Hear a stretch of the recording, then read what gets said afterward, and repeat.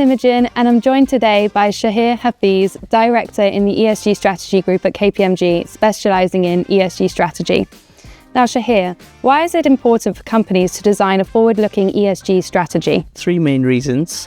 The first, ESG is increasingly becoming a license to operate. We're seeing stakeholders, both internal and external, ask organizations about their ESG strategy.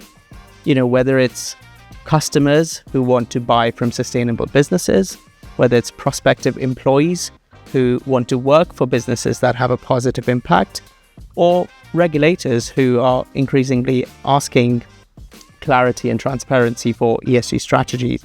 And we're seeing that with new regulations such as the CSRD and ISSB and other kind of frameworks.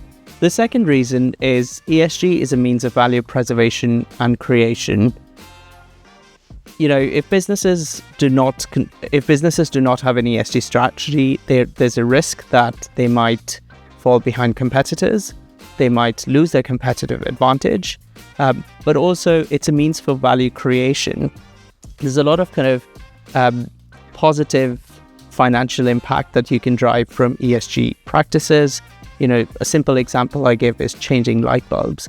That leads to cost-cutting measures if you move to LED lighting. But more dramatically, if you kind of transition to more sustainable means of operating your business, then you can drive value through those initiatives. And then the third reason, I think, and somewhat linked to that second reason, the third reason is internally, it allows businesses to divert their products and services towards becoming a more sustainable and towards transitioning to a more sustainable practice. And that helps both the value preservation and value creation, but that also helps drive the stakeholder management. And what are the key components involved in doing this, and what are the challenges companies may face? Yeah, so I think when a business is embarking on an ESG strategy, the first step is to do a materiality assessment. This is very much looking at the landscape of E, S, and G topics, and there's hundreds of them, and thinking about which ones are the most important, the most material to the business.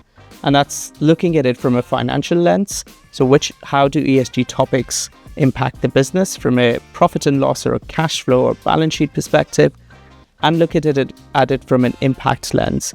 How does the business have a kind of outside-in impact on the environment and the people and the society? And once they've done that, the next step is to then, for those prioritized areas or the focus areas, thinking about what are the initiatives that the business can do, what is in its control today, and what might they be able to do with the technological advances, for example, setting some metrics and targets to monitor progress, and then making sure that there's a clear actionable plan for those metrics and targets. And the last point is very important, because increasingly it's not so much about what are you going to do, it's how are you going to achieve those targets. And that's where we're seeing a lot of the regulation and reporting also drive. They're asking businesses what they want to do from an ESG perspective, but they're asking them to disclose their plans and how they plan to get there in sort of 3 to 5 years' time. And how does KPMG help our clients on their ESG journeys? Yeah, so we offer an end-to-end service sort of across the ESG life cycle, I would say, starting from an ESG strategy, helping clients with a materiality assessment, helping them think about their ESG ambition and strategies, all the way to helping them think through their operating model and how they should structure the business internally from a data process perspective, from a functional perspective. What is that operating model to support that ESG strategy? We're also supporting clients with specialist topics areas such as climate and decarbonization, nature and biodiversity, sustainable supply chain.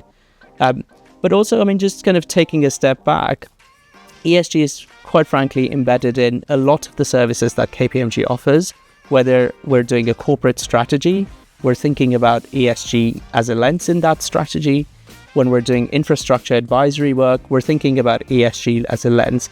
And so going back to your very first question and sort of why is it important to have an ESG strategy, I think it is that license to operate. And so in all the work we do, we make sure we bring that out and it's embedded in all our services.